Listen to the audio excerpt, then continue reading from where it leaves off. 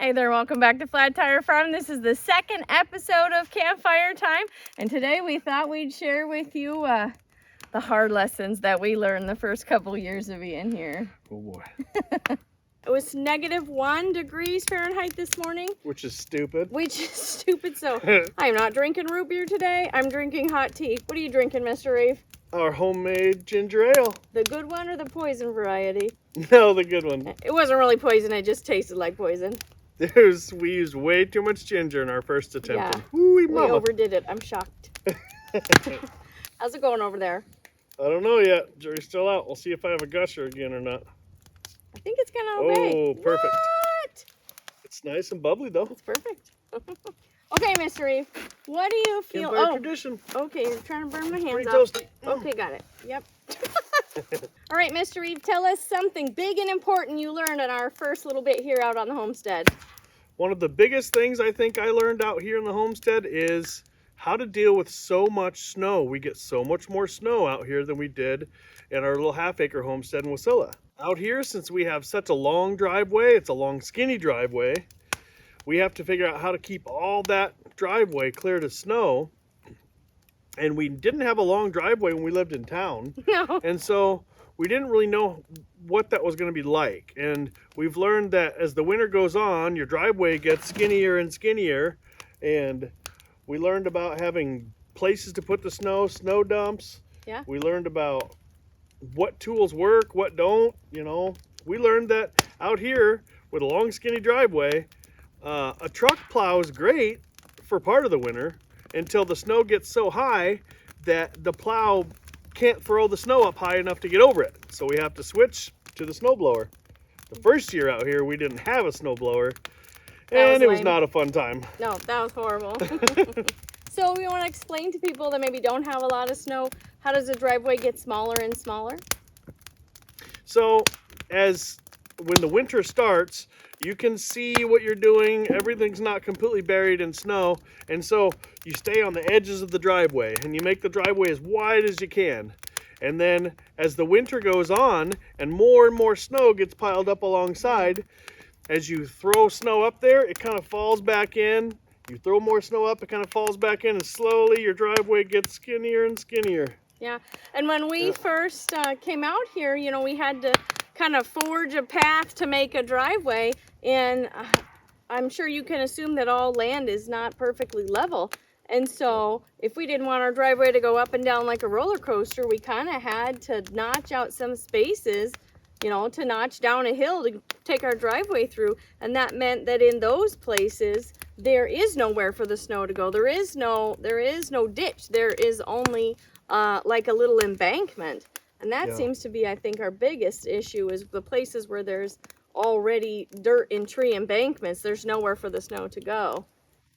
So the first year, that was really rough because we didn't even have like a push behind snowblower. So we got over 5 foot wide snowblower for the back of our tractor, and it has been a godsend. Yeah. Yeah, it's like 20 minutes to do the driveway now if it stays maintained rather than hours and hours and hours. Yeah. When we moved out here and lived out here the first winter and it snowed, was it like 3 feet in one day? And it was wet, heavy snow because when it snows, when it's warmer out, like 20 degrees, the snow's really heavy because it's almost ready to melt. But when it snows, when it's single digits, like 5 or 6 degrees, the snow's really light and fluffy because it's not ready to melt. So it stays really fluffy and doesn't compact down. So that first time it snowed, whatever it was, 30 inches. And really, when it snowed 30 inches and we were here a third of a mile in on our property, our plow was parked over at the neighbor's house because we just hadn't brought it over here yet. And we have amazing neighbors that let us park all of our junk on their property until we could find a place for all of our stuff. And so all we had was the teeny tiny little plow for the side-by-side and the tractor and the loader bucket on the tractor. So Reeve, you know, one loader bucket at a time, like notched us out of our to property. The road. And I had never plowed anything before in my life. I mean, I know how to use a snow shovel like a champ, but I've never plowed before. And so he's like, here's this big, fancy, expensive side-by-side. Here's the plow. Go make it run.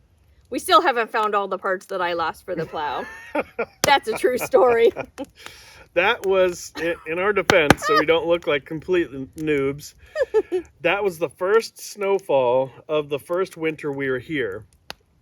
And they forecasted 6 inches. They lied. And we got almost 30. We have learned to overnight. To not trust the predictions, because it is often not accurate. It took us 2 days to get to the road. Oh yeah. We lost 2 carports. Oh, that's right. Because we put that. Listen to me. I love you, but don't buy $100 carport from Amazon thinking, I don't want to buy that $300 one at Costco. I'll just buy this $100 one on Amazon and save all this money. Yeah, it lasts a half a day because you get it put together, then it snows over the night 3 feet and dead, gone. Don't buy it. Don't buy it. You might as well just burn your $100 in this fire and get a little heat out of it. Yeah. Goodness. One was covering some windows. Oh, that's right. Yeah. In fact, the remnants of that are still on top of the pile of windows. Yes. We'll have to deal with that this summer. Yes. And then the other one was supposed to keep the snow out of the chicken run. No chickens were harmed in the collapse of this carport. Now, the other snow issue that I've learned about has to do with the animals. The outside animal pens will get filled with just as much snow as this driveway. And that's a lot of square feet to try and keep cleared out. So it builds up over the winter, and finally you've got goats jumping out all over the place. Oh, yeah, because the snow gets packed down. Like, you build a fence that a goat can't jump over. So all summer you're lulled into this false sense of security that we are golden, no goats have escaped in the making of this fence. It's all perfect. And then winter comes and you think it's all fluffy snow and it's all fine, but it's not, because it packs down. And when you get 20 feet of snow, it doesn't melt over the winter time. It melts in the spring. It just gets packed down more and more and more and more over the winter. And then it becomes like 4 feet of solid hard pack. If you've watched our videos at all, you see the dogs run around on top of 6 feet of snow all the time. Yep. And so then the goats are like, what? This fence is only 2 feet tall now? Yes. And they'd hop right over the darn thing. Yeah. And if you watched our video where I think it snowed this much in one day when our farm got buried by snow, you can see like it's a real problem. Like their pens are open and they come out of their little houses and the snow is taller than they are.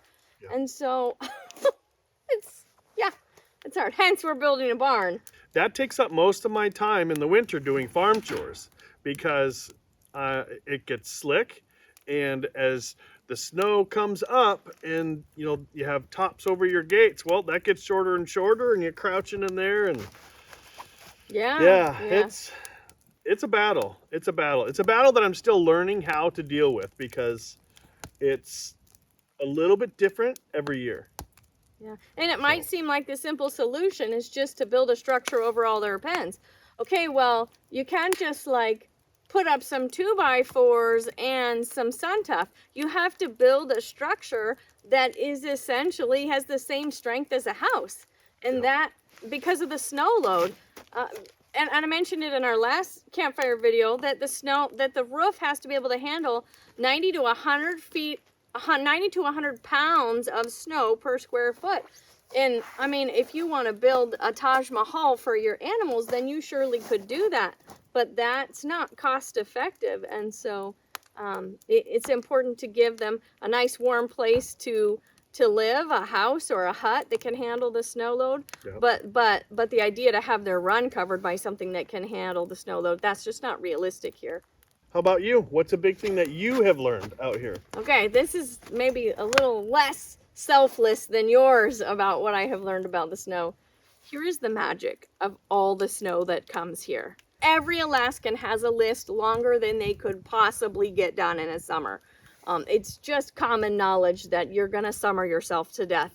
And so the snow, when the snow comes, it starts to cover all of those projects that loom at you and leer at you all summer long. Like, oh yeah, I'm still supposed to paint the house. Oh yeah, I still have to get to this. But you know what? When it snows, you can't. It's over. It's all done. And you get released and freed from from the guilt of all the projects that you overplanned for yourself and didn't get done. And so that is the fabulous part of snow. It just covers it all up and you don't even see it anymore. Oh, too late. Too cold. Too much snow. Sorry, can't do it now. That's my favorite part. That's your favorite part of the snow? Yeah. It's not my favorite part, but it is a great part of being out here because there's so much snow, so many things get covered. But then the flip side of that is that when the springtime comes, it's like, ah, dang it, that's that thing I didn't get done yet. Oh. Because it's still sitting right where you left it. Bit by bit, it starts to emerge, and you're like, oh my gosh, I didn't even add that to my list yet. But I do love the snow. I mean, you know, lived here my whole life. The snow is just peaceful. It just deadens all the sound of all the movement of the world. It is just, it's just wonderful. So do I love snow? Absolutely. Do I want to live without it? Not a chance. Right, right. Me too.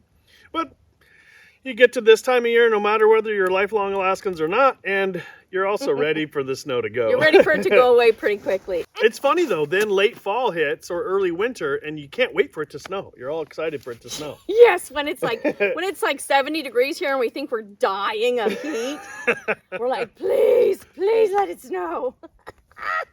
Crazy. So what's something big that you learned out here? Well, I learned that, well, it wasn't really something I learned. It was something that was more amplified in my life, that I bite off more than I can chew. And Mr. Reeve is really wonderful, and he knows that about me, which is why in our house, he's still, when he builds our cabinets, he's still going to put in a space for a dishwasher, even though I'm adamant that I don't want one. He's like, someday you're going to be like, I hate washing dishes. I want a dishwasher. So the only part you haven't said is the I want the dishwasher part. It's coming. Oh, yeah, that is a true statement. That is a true statement. I've already installed that outlet. Yeah, because you're a good husband. But, so, on that line, what I learned a lot was how to manage the laundry. So, when we lived in the cul-de-sac house and we still had a washer and a dryer and all that stuff, and we could run hot water for 45 or 50 minutes and not have to do anything but turn the knob, I was very sure that I wanted to wash laundry by hand, and that because originally we had planned that the first 2 years we were here, we were going to have zero power. The only thing we were going to have was the wood stove and some rechargeable batteries that we plugged into our trucks, because our original plan was to save money for those 2 years to buy a well. Right. But really that money went to the driveway, and so that's a whole other story. What's up, girl? You getting it? Okay, come on. Yeah, did you get it, buddy? Did you get it? Yeah, good girl. Good girl. Good girls. Good girls. No, you can't have my tea, buddy. When we first moved to the property and we lived in the camper at the front of the property before we had a driveway or anything, I got one of those plastic utilities things, you know, the ones like you'd put in your garage, and it has a little washboard thing on the inside and the front. And so you think it's made for washing laundry by hand, which is a great idea. So I got that all set up. I got all the legs on it. I stuck it out in the woods. I got a little rain gutter spout and connected the water out so my feet didn't get wet when I was washing clothes. Yep. And I don't know if you know, but it takes a lot of water to wash clothes. Like your regular washing machine that's a top load, if it's not a super expensive high efficiency washing machine, it takes 25 gallons of water to wash that. And at that point, like, we were, I guess we're still hauling water with jugs, but yep. like we would have 8 jugs of water, and that's what we had. So I'd try to do a load of laundry with 1 7-gallon jug of water. And that, I'll tell you, is not fun. And even if you're really amazing and you're really great at washing laundry by hand, which I am not, there is this benefit of having the spin cycle in your wash machine. and that spins all the yuck out, right? All the yucky water, and then it rinses, and then it spins it again, and so you end up with relatively clean clothes. And also helps break down the lint and hair and fuzz and all of those particles that aren't part of your clothes. When you wash clothes by hand and you're wringing it out and hanging it up to dry, all that fuzz and stuff builds up over time. Stuck onto the thing. Yeah. I mean, we less than fondly call it schmoo because like that stuff builds up over time, and it took about 3 months of washing clothes by hand, and our clothes were just covered in that stuff. And in order for you to get, it's like built up dust, if you want to think about it like that. And and if you want to get it out of your clothes, you have to run it through somebody's washing machine 2 or 3 times to get all that schmoo out of there. Yeah. And then if you got it all out and then you washed your clothes without the schmoo with clothes that had schmoo in it, the schmoo smears all over again. You start all over. And so yeah, not my brightest idea. And so then the next laundry journey was to try to wash clothes in, we have a little camper tub, okay? So it's like whatever, 3.5 feet or 4 feet. And so then that was the next brightest idea, that you could get more water in there, and and you could heat up the water with the little hot water heater that's on the camper, and you know that still was the same problem, all that schmoo and all that mess. And so I realized that wasn't going to work. Like, that's just not a long-term solution.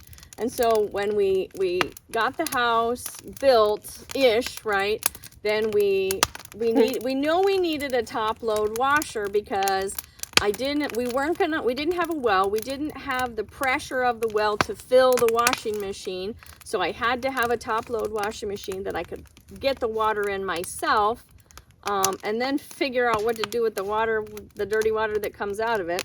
So we got somebody gave us a small washing machine, and that worked. We had to run the generator for it, and I would have to haul, jugs. 5 or 6 of those big blue aquatainers, lift it up and put it in the wash machine and fill it with water that way, and it would run through the wash cycle and spin once, right? So that's great, but it doesn't have a rinse cycle because there's no water pressured into the wash machine to do the rinse cycle.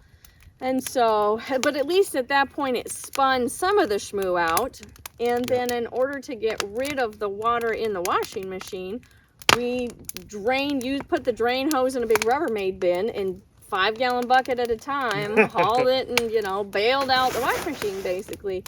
And that worked for a while. But then there's still the schmoo problem. Like, your clothes have to rinse, guys. Like, I had no clue. But your clothes have to rinse. So it was better being spun, but still not great. And so then we thought, okay, well, we got to get this rinse cycle thing figured out. So then we set up a generator to run a pump with 2 garden hoses connected, put through the bathroom window to hook to the wash machine so the wash machine could fill. Okay. Yep. Then it could fill and it could rinse as long as the generator in the middle of the yard had gas and didn't run out or die, and the pump didn't cavitate, and the water source, which was a 55-gallon drum that I filled with water from a tank from my truck, didn't empty out, okay? And so with the rinse cycle, with the wash and rinse cycle, your wash machine uses about 40 gallons of water. So I could do 1 load of laundry with that 1 55-gallon drum of water. And so, and then we can only do this in the summer, right? Because all those water lines and all that stuff sitting outside, you can't have water sitting in a barrel outside in the winter. Well, you can, but it turns to ice, so that's not going to work. So that's what we did in the summer. And then in order to get the water out of the washing machine and out of our house, we hooked up a fire hose to the drain line of the washing machine and hung it out the window, and out it went. Yep. And then I could get a wash and a rinse. And then it's really warm, because we have a loft, and so it's really warm up in the loft, warmer than the bottom of the house. And so then I would hang the clothes up there to dry, and that's what we do. And that's what we do in the summer. And in the winter, then I go to my brother's house and do laundry, but it's not really a long-term solution. so that's one of the things that we thought we had thought out, but that not. We're getting there. Yeah. So laundry is the bane of my existence. It's the bane. It's another reason to look forward to summer because we can actually run the washing machine. Yeah. And be self-sufficient, right? Like, right. You know. Except that we don't have our own water. Little detail. Yeah, good point. We're getting there though. Like, yeah, ideally we'll do it all on our own, but thank God for the kindness of friends and neighbors, right? Amen to that. Absolutely. Okay, Mr. Reeve, back to you. Now that I'm all worked up, okay? Yeah. You got to take a turn now. So, when you were talking about the snow, you talked about the driveway is a big issue for the snow, right? Yeah. But there's been other things we've learned about the driveway aside from just the clearing the snow out. Yeah, the driveway has been a big learning experience for us. I've been in construction for a long time, but I've never really done much dirt work. And so there's a lot of things I didn't know about how roads and driveways are built. So one wonderful thing of the area of Alaska that we live in is there's a lot of gravel. Mm-hmm. And so generally you dig down a couple feet, you have gravel no matter where you are. Everywhere you go, whatever piece of property you buy, except here. Yeah, except ours. So there's even a gravel pit at the end of the road, okay? Right. But not on our property. 40 acres, no gravel. Try again. We dig down and we get sand. What is it, girls? Something scary. Something in the driveway. Go get it, buddies. So they don't like the driveway either. Right, they're not in the driveway. So as we cleared the trees and made a trail back to where we wanted to build a cabin, all was fine and good. But then as winter approached, we knew we were going to have to cut the stumps off that we were bouncing off on our way back and kind of make it smoother. Otherwise you wouldn't be able to plow. Well, you could, you just rip the plow off your truck. Right, otherwise I wouldn't be able to plow. And the trouble was, in trying to get the stumps as low as I could and get small ones pulled out, I ended up pulling all of the roots out from where the driveway was. Yeah. And that is what holds all of that soil together. So that is what gave us the muddy mess the first spring. Yeah. And what we have been fighting ever since. We finally took our well money to fix it. But the driveway in general, between how to deal with such a long driveway and how to build it, what to do, what not to do, has been a real big learning experience. And it's still ongoing. You want to tell them about the first spring where we thought everything was fine and the snow was finally going to melt, and then what happened to the driveway? Yeah, so the first spring, when the snow finally melted, everything was okay. And then, because everything was still frozen, because it was still freezing nice and hard at night. You could drive on it, and it just seemed like a normal road because all the moisture in the ground was still frozen solid, so it was like no big deal. Woohoo, we made it to spring. Good news. It was muddy, but it was still doing okay.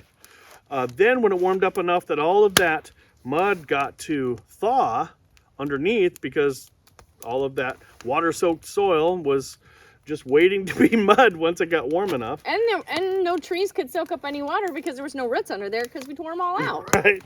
Yep. And so there was nothing supporting the soil, and so it just turned into like a foot deep of mud. Yeah, slop. It was like slop. It's not like make fun mud pies, play in the mud. It was like slime. Yep. Yep. So everything thawed, and then the spring rains came. So we spent 3 months without a driveway that we could drive our trucks up and down. Because, because early on in the spring, while it was still freezing, it got a little sketchy. So we parked at the road thinking, well, for a few days we'll do that until the rest of this, melts out and dries up a little bit. And that just didn't happen. It got so bad that we couldn't even get the mule out, the side-by-side out, without basically dragging the frame on the mud. Oh, yeah. Yeah. Yeah. And so it took 3 times of winching ourselves out to get to the road. Yeah, Reed would have. I'd have to wear full rain gear to get to the road because I work in a medical office. I can't go to work covered in mud. Right. And so I would have to dress in full rain gear because I was going to get covered in mud because we were just 4x all the way through, just plowing through the mud to try to get to the truck. And that was, and then the side-by-side, although it's fabulous, that didn't work anymore. Yep. Because the driveway didn't even have enough structure to handle the side-by-side. And the more you drive on mud, the worse it gets, right? The more you're breaking it down. And we could go into it for quite a long time, but we did do a video about we lost our driveway. And so if you want to see the footage of what it looked like, you know, the long version of this driveway debacle saga that we have, I'll link that at the end for you. Oh, the mud. But even though, I mean, we've put $30,000 into a driveway now. Yep. $30,000, Yep. and mostly that's just gravel. That's just gravel. And we still have a small portion that falls apart.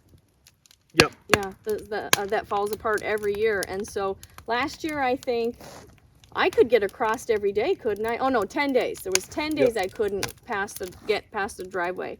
But you know, I'll tell you, if you can imagine what happens, you know, that first year we've talked about the spring rains came. Well, the rains didn't stop because we're driving an uncovered side-by-side. And so when you go to the store and you buy a flour that's sold in a paper bag, and around here there was like this ban on plastic grocery sacks and all this whole thing that was going on, so everybody only had paper bags. And so if you put a paper sack of flour in a paper sack and drive it in an uncovered side-by-side in the rain, and then you think it's fine, and you put it down in your pantry, well, in case you didn't know, all of those things equal a moldy bag of flour that gets thrown away. Yeah, so not that great. Now, we mentioned the driveway a lot, and it sounds like we're complaining about it, but we are still both very happy to be this far back from the road. Yeah. It's quiet, it's beautiful. We have sort of a bluff to the west side, so the sunsets are really quite nice, which we share with y'all on our videos. And yeah, I still wouldn't change it. And you've seen, if you've watched any of our, you know, our farm vlogs this winter, you've seen the beauty of the long driveway with the trees and the snow, and it's just magical. I would never ever get rid of our long driveway ever. Even if I had to walk it every spring rather than drive it, I would keep that driveway. I absolutely love it. It's like you're gone all day from the farm and your life may be stressful or not, or, you know, and you're just thinking about all these things that are going on, and you're almost home and you're like, okay, I got to cook dinner and I got to do dishes and whatever else you got to do when you get home. But that driveway is just like a stop in time for my brain. It's just like, take a break, look at the beauty, look at the sunset in front of you, and you can just take a second and chill out. And I just, it just gives me a lot of peace. Maybe that sounds corny, but it like prepares you to get to the farm. It's like crossing from that world into this world, and it's really lovely. Yeah. That I do very much like our driveway. Just not the mud part. No. Sans the mud, please. Yeah. All right, what else do you got? Ooh, that was a good one. I got caught on fire, but that's a learning experience. That is a learning experience. Let's see.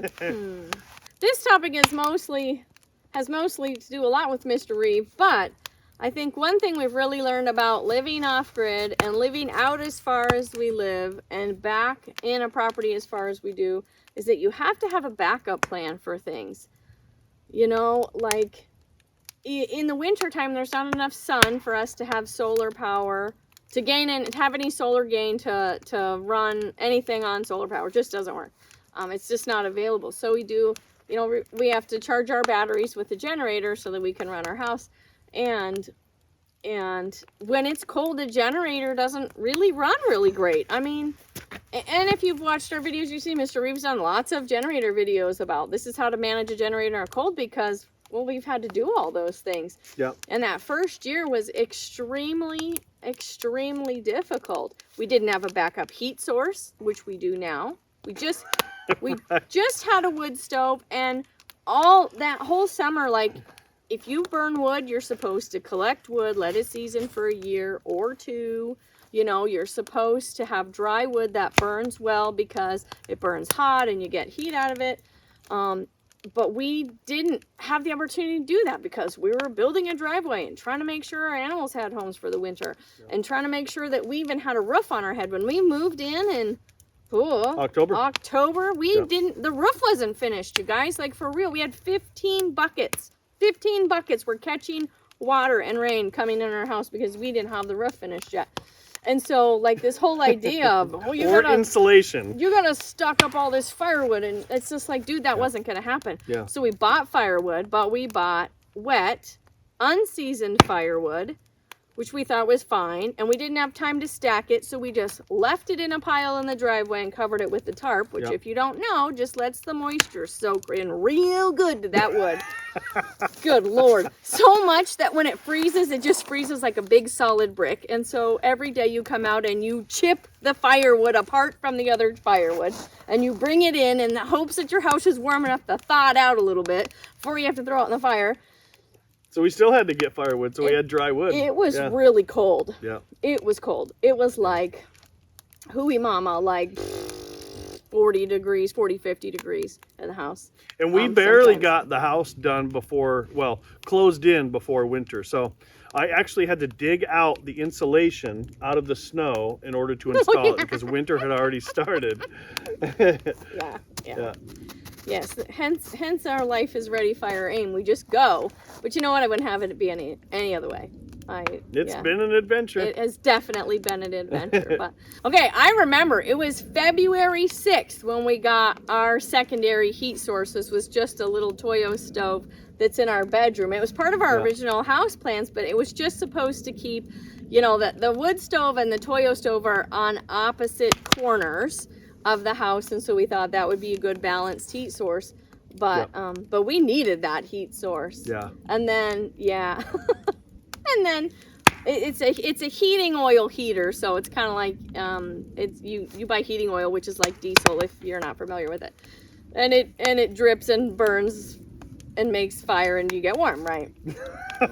That's my technical version. It's a technical description, yeah. It drips, makes fire, and you get warm. Well, and if I'm wrong, just ignore me and listen to whoever really knows what they're talking about how that kind of heater works.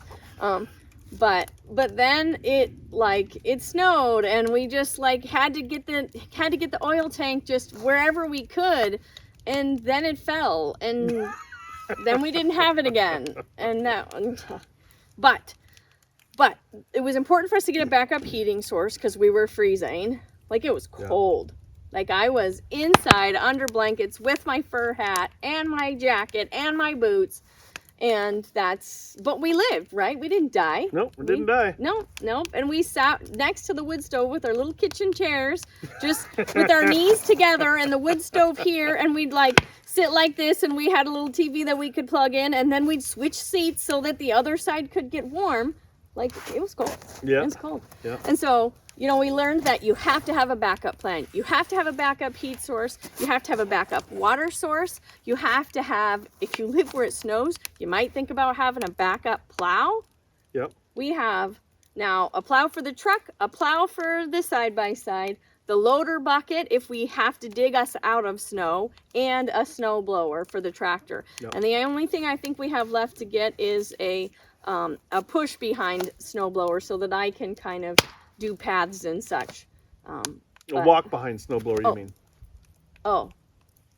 Yep, that one. Yeah. So they're cooler than you think. You don't have to push them. You just drive it. Oh, okay, see? Cooler than me. Oh, yeah. Yeah. And then in terms of like, well, we don't even have a single water source, so how could we have a backup water source? You know, when I was a kid and you know, you didn't have anything and you went outside or you went camping or you went whatever, you just melted the snow. Like, it's definitely not ideal, but it'll work. If you think about, if you're comfortable with rain catchment, it's not any different than snow. I mean, like, don't eat the yellow snow, right? Like, I think that's common knowledge, right? And you can do that. And in the summertime, you know, we have a little creek that runs through our property, and, you know, if we wanted to drink that water, we'd have to filter it because we're down at the bottom of the mountain, and you don't drink water at the bottom of the mountain, just so you know. You can drink water above the tree line if you're on a mountain, but not below the tree line. And since you've seen my level of expertise with engines and equipment and machinery, Mr. Reeve, why don't you tell them about the backup plans when it comes to things like generators? So it becomes a big issue with backup plans for generators when it gets really cold because they don't want to start. So we don't have one generator. We have two. We had three, but one blew up. One blew up. We actually have four. But one's had four, yeah. One's buried in the snow. We had a generator that exploded on us, and so we bought another one. But we've always maintained at least two generators, so that if one won't start, then another one will. And the other way that we have a backup plan when it comes to something like generators or even heaters is it makes more sense for us to have them be a little bit smaller units, because if all else fails, we can bring them inside, warm them up, or I can even put them in the cab of my truck and warm them up, which I've also done. Which you've done, yeah. And then get them fired up a little bit better. Ooh, that's a loud one. And the other engines that we have to deal with that are a little bit larger and we can't just drag into the house kind of becomes a little bit bigger issue. The tractor we can get some backup plans for because it does have a block heater.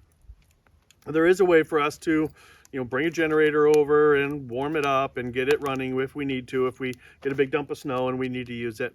The mule. Will you hold on for just a second? Yes. So people are wondering why you have to bring a generator over, I think. We don't have the power to plug a vehicle into our home.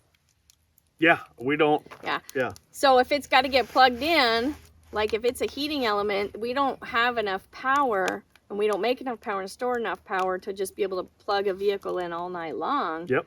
And still be able to run a fridge and a chest freezer, which are the two things that we have to run full time. Yep. Right? Everything else can suffer, but those two things, they have to keep going. And so we wouldn't be able to handle the power drain of plugging in a block heater. So that's why he said he'd have to bring the generator to the tractor and basically run the generator to plug in a block heater to warm up the engine of the tractor for it to start. Right. And at 30 or 40 below, that also applies to the pickup trucks. We may have to bring a generator over and plug in the block heater for the pickup trucks as well. We've been very lucky though. We have. It's we've gotten below 30 below only once since we moved out here. Yeah, and I think, my truck does really well at 20 below every time starts, no problem. Yeah. At 30 below, if it's been at 30 below for a couple of days, it hates my guts, but it will still start. I've never had to warm it up first. And so we're really, really fortunate that we don't have older vehicles that you have to warm up. So that's good. That kind of brings up another thing when it comes to things that we've learned. I have learned to pay more attention to our weather forecasts. When geese are having fun. Geese are mad. Geese are mad. So when we know that these cold weather bouts are coming, we can prepare for them a little better in that if we know it's going to be 30 below for 3 days, then whether we're going to go anywhere or not, we'll come out, we'll start up the pickup trucks, let them warm up, and then shut them back off so that they're not sitting at 30 below and just getting what we call cold soaked up here. Right, or we'll bring the batteries in for the tractor or the battery in for the side-by-side so that it doesn't freeze solid, because that'll happen. And we'll make sure, okay, do we have enough wood split? Do we have all the things that we need to make it through so many days of it being 30 below, because most things aren't going to function. Right. And the good thing is, you might say, well, if it's 30 below and your vehicles won't start and your side-by-side won't start and the tractor won't start, then how are you going to plow the driveway? Well, good news, friends, it doesn't snow at 30 below. It's too cold. That sounds weird, but it's too cold to snow at 30 below. It just doesn't happen. I've seen it snow at 20 below, but that's pretty rare. Yeah. Very rare, actually. Yeah, it usually maybe -10 or warmer. Yep. Yeah, I'd say so. But once it gets colder than -10, it doesn't really snow. And maybe that's because the precipitation can't even drop that far. I don't know. Well, and a lot of it has to do with, in order for it to get really cold in the winter, we have to have clear days so that the clouds aren't keeping the warm air towards the ground and preventing all the heat loss from from happening. If you live in a warm climate or you know, like a warm state, you might think, well, when it's cloudy, it gets cold out. That's because you're being clouded from the sun, and so then it gets cold. But here, when it clears up, like in the winter time especially, you know, in the summer and the sun's out and the clouds come out, okay, it gets cooler. But in the winter time, it's coldest when the sun is out and it's clear, and because all of the heat just goes away, it just dissipates, and when the cloud cover comes, it'll help hold the heat down like a blanket. And during the winter time, the sun is so low on the horizon that much of the energy has been diffused before it gets to the surface of the ground in order to really warm things up during the day, for one. And for number two, the sun's not up for that long either. No, it's 5 hours. And so I mean, I think from my perspective, if it's 30 below, it's sunny out. Yeah. Yeah. Yep. And it's beautiful. Like everything, all the moisture in the air crystallizes on anything it can touch. Yep. And the air is so clear because no moisture is even in the air anymore. It's all dropped out of the air or connected to something. Yep. Yeah, and so it's beautiful. It's so clear and everything's so sparkly, but you can only enjoy it either behind a window or outside for short periods of time. Yeah. And your phone freezes at 20 or 30 below, just in case you wondered. Yes, quite quickly, actually. That's something we've had to learn to combat, you know, trying to make videos in Alaska, and I'm just using my phone. And so, yep, it freezes. Like, you got to stick it down your shirt, you know, you're like, okay, warm back up, warm back up, warm back up. Okay, you can run for a little bit longer because it just wicks the power right out of the battery. And I mean, it'll be, your battery fully charged will be dead in 10 minutes out here in the wintertime. I think another really important thing and set of lessons that we've learned out here is how to deal with the power. Now, living off-grid, at least for us, is about the efficiency of using the power that we have and not about creating more power to replace our old power needs.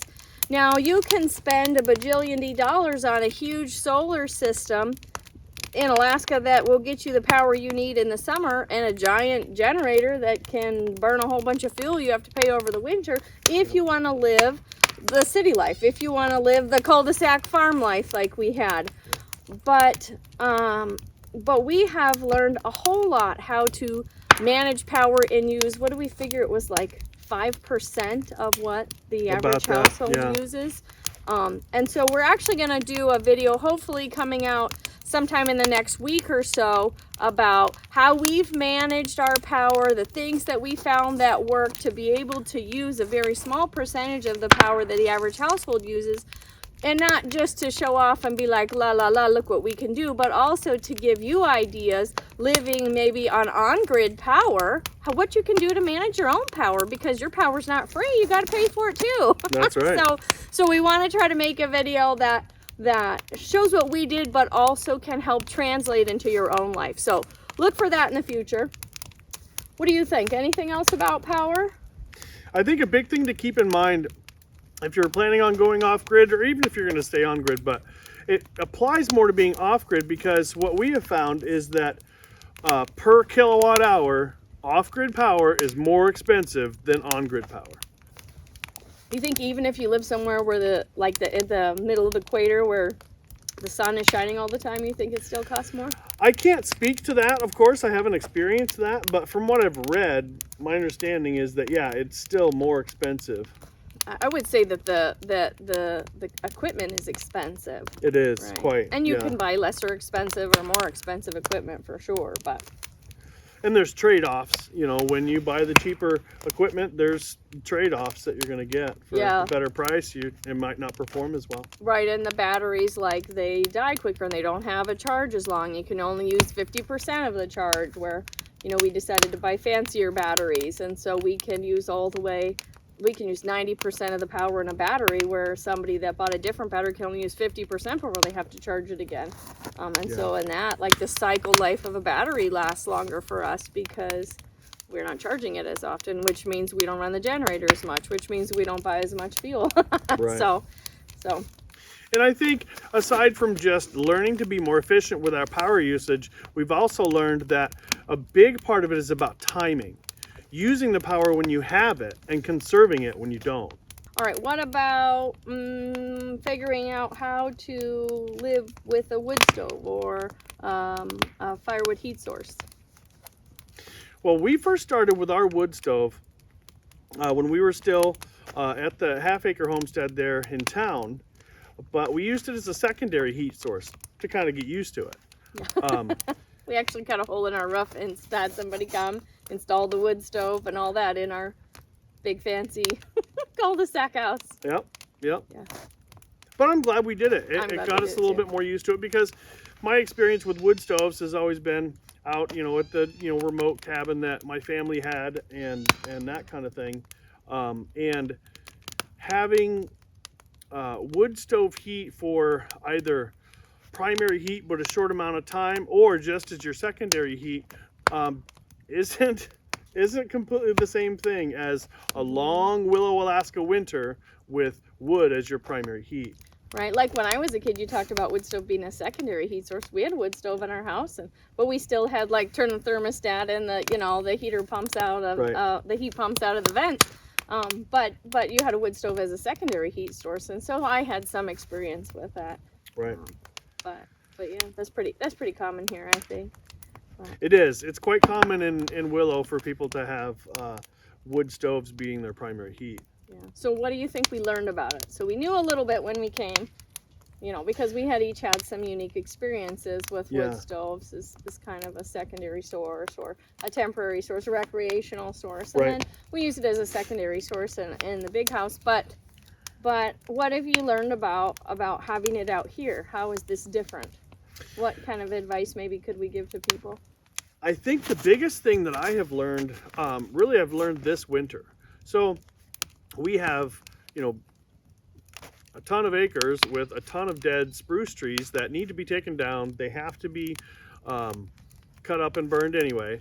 And so this fall, when we were both so busy at our full-time off-farm jobs that we didn't get our firewood put up for the winter, we didn't really think it was going to be that big of a deal.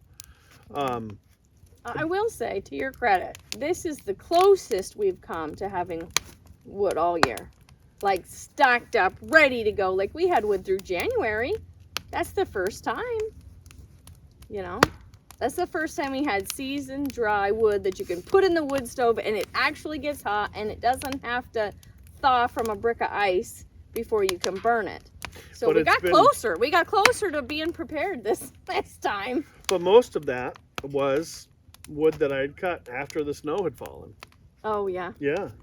So it's been kind of running my life this winter, keeping the wood stacked up. But it hasn't really been until after the first of the year that I've really just barely been keeping up. I've always been sort of ahead of the game a little bit. Yeah, and Reeve's getting firewood like every day or every other day. Yeah. Yeah, so that's a big job for you. It is, and it's a big schedule issue because I have to either get firewood in the dark when I get home, or I have to, maybe leave work early or go to work a little bit later in the morning when I have to get firewood every day or every other day. Yeah. So it's there's definitely some time navigation. It's not just like you have a wood stove and then poof, wood is there. Like this takes a huge amount of time to be able to have that, free heat, if you want to think about it like that. Right. We do enjoy it. Wood is a really nice heat. We really enjoy sitting in front of a big roaring fire in the wood stove or in the driveway. And I do enjoy my time in the woods, felling trees and cutting them up and, believe it or not, splitting. But the effect that it has on my schedule is what really has been difficult. So next winter, we will have the wood put up before winter hits. I would say too that it has a huge effect on your schedule. But I mean, you're this big strong man, right? Yeah. But snowshoeing through 4 feet of snow with a sled and a chainsaw and and trying to navigate through a forest floor covered in snow with obstacles here, there, and everywhere on snowshoes isn't easy. No, it isn't. It does make it is far more difficult to gather wood in the winter than it is in the summer. And I've compounded the problem by my snowshoes. Their ability to carry weight has not kept up with Miss Crystal's cooking. So that makes it a little more difficult. Honey. Okay. Oh, sorry. I guess I'll feed you more salads. I need to learn to push the plate back a little bit. Yeah. Oh. Okay. So, what have you learned about wood heat, about firewood, the wood stove, whatever, wood heat in general? I think you like it too, don't you? Oh, I love it. Yeah. Here's my first most important part. Mr. Reeve is a really good husband, and he works extremely hard to make sure I don't get cold. And like, it takes its toll, and he always has a smile on his face, but he works really hard to make sure that I always have a fire to come home to. So yeah. I appreciate that very much. I know you. I'm making up for that first winter when it was 40 degrees inside the house. Oh gosh, yeah, I cried, and I'm a really tough lady, and like there were tears and like meltdowns over being cold, and so yeah, so that might be part of Mr. Reeve's motivation, I think. Just, yeah. Please, wife, don't have a mental breakdown this winter. No more tears. No more tears. Look, there's fire. Yay, happy. It's okay. It's all good. Don't cry. But I think, you know, when I grew up, we didn't have money. Like, I've never won the lottery in my life, and I have always been... What are you talking about? Look at me. Besides you, okay. The Mr. Reeve lottery, I have definitely won. But I have always really, I don't know if thrived or enjoyed is the right word, but being able to live a great life on little resources. And the wood stove really fulfills that part of who I am. You know, you put free wood in the stove and it makes heat to heat your house. It also has a surface on it that heats up, and we have a 10-gallon hot water pot that sits on top of it, and that's our hot water. So not only are we heating our house, but now we've eliminated a hot water heater. And we have, we call it the Homestead microwave, but it's just a chicken roasting pan. It has like a half-inch or maybe it's just a quarter-inch steel bottom, but it has a thick metal bottom on it and a little rack. And so if we need to heat up leftovers or whatever, it just goes in that and sits on the wood stove. You know, and you gotta, I mean, you can... The Dutch oven. Yeah, you know. Then you put or you can put the Dutch oven on the wood stove in the morning and have a chicken cooked at the end of the day. Yep. You know, there's secondary uses and tertiary uses for the wood stove. You know, I've used it as a food dehydrator. You know, I put racks on top of the hot water stock pot, because the further up you go, the cooler it gets. It's still hot. I mean, we've used the wood stove. We still use it to, you know, to dry our gloves and dry our boots and dry our clothes and dry towels if they get wet from cleaning up when the dog spills the water, you know. And so we're using this heat source as a way. You okay? Catching on fire over there? I don't know yet. Okay, well, let me know. We'll find a puddle somewhere, maybe. Oh, yeah, it's winter. Never mind. Jump in a snowbank. Jump in a snowbank. But we're able to, with the wood heat, we're able to replace a furnace, replace a hot water heater. If we had to, we could cook on the stove full time, on the wood stove. We did cook on the wood stove full time for a little while when we first moved here. And that's a learning curve, I'll tell you what, boys. That is rough. It is, yeah. Don't try to make pancakes and scrambled eggs in a cast iron pan on the wood stove for your first practice run, okay? Just trust me on that. It comes out pretty mangled. But what we're using it, we can use it as our cook stove. We use it as a crock pot. I use it as, like I said, a food dehydrator. I use it to rise my bread. What else have we used the wood stove for? I think one of the best uses, for me at least, is coffee. Because, because we have switched to a French press from a percolator. And the water that sits on the stove it sits there when the stove's going, you know, good and hot, at the perfect temperature for coffee water. So Yeah. you get your coffee into your French press, water goes right in there, and it's faster than when I used to have an electric coffee maker Yeah. at the old house. We've really eliminated a lot of appliances, a Yeah. lot of plug-in appliances with the wood stove. You know, and you might think, well, 10 gallons of hot water, that ain't hot enough to do anything. Well, you're probably right if it's 10 gallons of water that's 120 or 125 degrees, like, you know, in a traditional home with a hot water heater. Right, but when it's 180. But that no, it's not 108. Oh, I thought you said 280. Yeah, no, it's about 180, 200 degrees, Yeah. and that is hot water, and you have to really pour lots of cool water in it to even it out. So in terms of, you know, how many showers could you take? You should probably take 4 showers with that 10 gallons of almost boiling water. You know, and sometimes it is boiling. Yeah, and sometimes it is boiling. And sometimes you forget and you pour it into Tupperware and it makes my- funny shapes. Oh yeah, or you go to wash dishes and you open the spout and it goes right onto a canning jar and it Cracks it. It cracked it and like bored a hole right through my canning jar. I was shocked. I've never had a canning jar do that ever with a heat exchange, except one time when I did it from the water from the wood stove. Yeah. So that was pretty crazy. So how many appliances have we replaced with the wood stove? Furnace, hot water heater, coffee pot, clothes dryer, dehydrator, crock pot, Crock-pot. microwave. 7. Yeah, to some extent, yeah. Yeah. Not too shabby. No, and that makes my soul happy because we are using one source over and over and over again, and that, Right. I love it. I really love that part. And really having the hot water on the stove actually kind of serves 2 purposes, because using our wood That stove screaming is not a person.